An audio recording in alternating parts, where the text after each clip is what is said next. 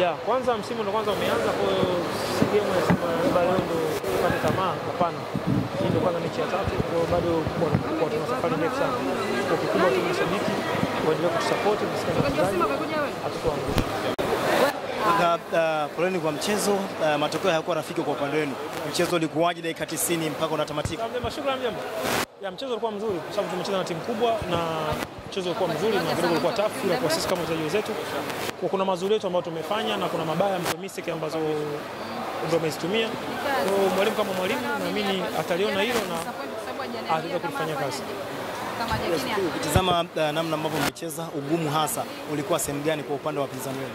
Hapana, mchezo ulikuwa mzuri, haukuwa ngumu kwa uwepo, kwa hiyo mchezo mnakuwa hamna wasa mzuri na Simba na ligi ndio imekwenda kuanza hivi. Malengo yenu makubwa yako wapi kwa wakati huu?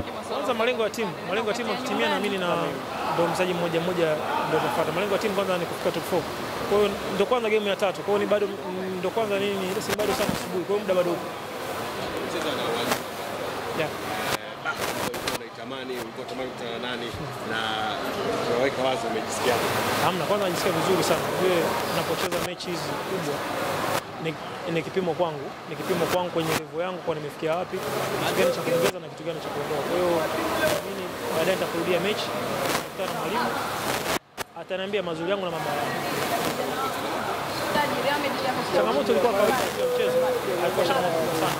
Lakini changamoto lazima ipo kwa sababu sio wameshinda goli 3. Kwa hiyo naamini ile changamoto ilikuwa.